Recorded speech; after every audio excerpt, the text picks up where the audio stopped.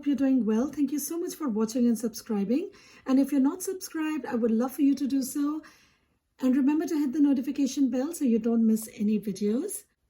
So today I will be reviewing 1932, which is a fragrance from their private line, Les Exclusifs de Chanel. I did do an unboxing of this one and I will link it up in the cards up here if you're interested in watching it. So 1932 is called so because it was the year that Chanel came out with fine jewelry. And I understand the connection to why this is named that, because like fine jewelry and like most Chanel products, this is of course very classy, very elegant. But more of that once we get into the review. The perfume was launched in 2013. However, the version that I have, which is Eau de Parfum, was launched in 2016. So earlier, all of these perfumes used to be in EDT, and then Chanel relaunched them as EDP. The nose behind this fragrance is Jacques Polge. I absolutely love the bottle design. It's so simple, elegant. I love magnetic caps. I could do this all day. Moving on to the notes. So the top notes are pear, aldehydes, and grapefruit. The middle notes are iris, floral notes, and jasmine. And in the base, you've got musk, vetiver, woody notes, vanilla, and incense. So the opening of this one is quite fizzy from the aldehydes. Very sweet, very fizzy. It's almost like a raspberry dunked into champagne. That's the image that comes up to me. But it's not refreshing or cold, maybe just a little bit cool, but it's quite sweet. I get the grapefruit and pear, and the pear is very prominent, and I also get iris. In the beginning, for the first few minutes, it also smells like a cosmetic drawers. You have a lot of makeup going on. It's a little bit plasticky, a bit waxy, like when you open a makeup drawer that's full of lipsticks. It does smell a little bit like that, maybe for a couple of minutes. And then it just gets sweeter, more fruity, more woody. I get a lot of iris. There is a very slight bit of incense. It's not your nighttime incense fragrance. I know there's an incense note in there, but it's nothing like a nighttime intense incense. It's very light. It's just to make it more woody, more powdery. And the pear here is very ripe and juicy, a little bit cool, very sweet. You know, it's like the kind of pear that's overripe. That's the pear I get here. And it's also very woody and powdery from iris and vetiver. And as it develops, it just continues to get more and more sweet. And that sweetness is also coming through from vanilla. And it stays like that for about an hour or so. And then it just gets more and more woody and powdery. It's not a very complicated fragrance. It's quite simple. It doesn't change much throughout the day. It just gets more and more intense with the woodiness and the sweetness. I don't get much of the floral notes. I don't smell jasmine or even grapefruit. They are there somewhere, but they're not too prominent. They're somewhere in the background and add a little bit more sophistication and juiciness to the fragrance. But what I do get is musk. I get a lot of vetiver. I definitely get the woodiness, and vanilla that adds a lot of sweetness. And the incense, like I mentioned, is quite mild. It just adds more to the woodiness, doesn't make it smoky at all. And then it dries down to a very sweet, woody, powdery fragrance. Even now as I'm smelling it, it's smelling very pretty, very soft, delicate, sweet, woody, powdery fragrance. It's really nice. It's classified as a floral woody musk, but to me, it's more fruity, woody than floral. Of course, I get iris, which makes it very powdery. The musk here is also quite mild, barely there. And usually I'm not very fond of musk. Musks tend to become very metallic and weird on me. And there are very few fragrances with musk that actually work on me. So I'm glad I didn't see the classification, or I would not have tried it. Because the musk is so well done, it's not too prominent. And it's not an issue here at all. It just adds a clean vibe to it without being overly musky. Moving on to longevity, projection, and sillage. Now this one does last about 5 to 6 hours on skin. Something happens, right after the 6-hour mark, it just disappears. The projection and sillage are about moderate for the first 2 hours, and then it's a little bit more intimate. I do get whiffs for the time it lasts, which is 6 hours. And I do love it. It sort of forms like a perfumed cloud, and I can smell it as I move around, and I really do enjoy that. Moving on to age and gender, it is classified as a fragrance for women, and it definitely does lean feminine because it's very fruity, sweet, and powdery. But because it's so woody and so elegantly done, and it's so clean from the musk, it can easily be worn by either gender. It is appropriate for any age, and actually, it's not so much about one's age, but I do think it's more about personality and lifestyle. I think it's more for someone who's very sophisticated and elegant. And to be very honest, guys, for the first few days, I thought I made a mistake in getting this.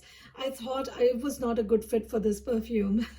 I felt I had to be dressed up to wear this because I think this needs someone quite sophisticated to pull this one off. You know, somebody like a Jackie O maybe. Not someone like me who is disorganized, you know, scrambling all the time, getting stressed, and you know how it goes sometimes, or most of the time in my case. So I feel that this is probably for someone who's more calm, collected, someone who's organized, well planned, very confident, punctual. You know, I don't know why I feel that way, but I guess you can't be late when you're wearing this.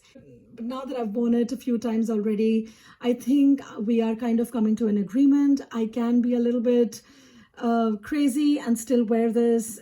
I don't think it's going to mind as much. But definitely it's a more dressed up, elegant fragrance. And I think it makes a really great spring-summer fragrance that will also work quite well in fall. It is definitely more daytime appropriate, but it could work in evenings too, because like most Chanel fragrances, this one is very sophisticated, very well blended. And while it's certainly not a clubbing, partying kind of a perfume, but it could definitely work very well on a dinner date or a movie night or even an office event. So it can go from day to night for some occasions. It is very sophisticated, inoffensive, elegant fragrance. It's great for work, to visit to the museums, and more indoor setting, I think. Maybe outdoors, brunch when it's cool. And like I said, it's like most Chanel fragrances, very sophisticated, elegant, and pretty. And even though I said that this is more spring, summer, I don't think I would wear it on a very hot day, maybe because it's a bit too sweet and powdery. But I think this would make a really great work scent as well. Moving on to what I think it might be similar to, the only other perfume that came to mind when I sprayed this one was Chanel Chance au Tendre. I have talked about that perfume quite a bit on my channel, and I have it as well. Let me just grab it. Yeah, I'm almost out of it. So I did try both of them side by side, and surprisingly, this one didn't last as long as this. I thought the longevity was a problem for this one, because with Chanel, I mean, you're paying $200 a bottle. I expect it to last a few days. So I was a bit disappointed, but I was surprised that I always thought that this was a very long-lasting fragrance, maybe because I'm really down with it and not a lot of it is left. But still, you know, I did a couple of sprays of this. I did a couple of sprays of this one, and this lasted much longer. This is like clockwork. It will stay on my skin at least for 6 hours. But this one was gone after, I think, 4 or 5 hours. So I don't know what was going on that day. But this is definitely way more sophisticated. It's very woody and quite fruity. However, this is a little bit more playful. It is very elegant, but it is more playful, more summertime, daytime, more fruity. And although this one is very woody as well, but this one is way woodier. So, you know, if you just spray them side by side, of course, you'll find some similarities. And of course, you'll find that these two are also quite distinct. But you probably don't need both in your collection, I think. It really just depends on your budget and your personal preferences. If you have only few perfumes and you have a reasonable budget, maybe go for this one, because this is definitely more versatile. It can, you know, maybe become even a signature scent and you can wear it throughout the year. This one definitely is a more spring-summer fragrance. Overall, I do think this one is a really fine fragrance. On the surface, it does seem familiar, not particularly unique, because it did bring to mind the Chanel Chance au Tendre, because the fruity sweetness is similar to other fruity perfumes. But honestly, I don't know too many perfumes that are fruity but also woody and powdery and are so well done. Usually Fruity fragrances tend to be a bit more playful, a bit more youthful, a bit more summery. But this is really well done. I mean, it is a Chanel. It is very classy and it's very beautiful. So overall, I think if you are looking for a fruity, woody, powdery fragrance that is sophisticated, that's elegant, inoffensive, it's light, but reasonably performing, which is quite pretty. And if you have money to spare, then really this is for you. Otherwise, I think Chanel Chanson Tantre is a pretty reasonable and actually a fantastic option because they're both from Chanel. They both are very elegant, very sophisticated. Really, it depends on a personal preference. And I'll be honest, sometimes I do think I could have skipped this one and instead got another bottle of this. But I am liking how sophisticated this is and how versatile this is.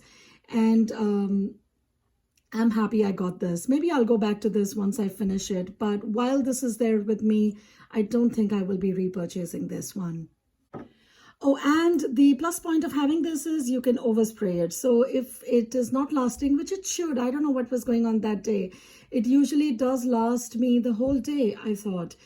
But because it is way more affordable, you can definitely overspray this one. This, I don't need to overspray. So I do just maybe 4, 5, 6 sprays maximum. But this is very strong. So it does pack a punch initially when I spray it. Like I said, it does perform quite well up to 6 hours, and then after that, poof, it's gone. So I felt that overspraying was not really necessary. It is going to last the amount it's going to last. It doesn't matter how many sprays I do.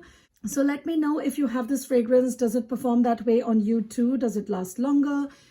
What is your experience with this? Personally, for me, it's not an everyday fragrance, and it also varies slightly from day to day.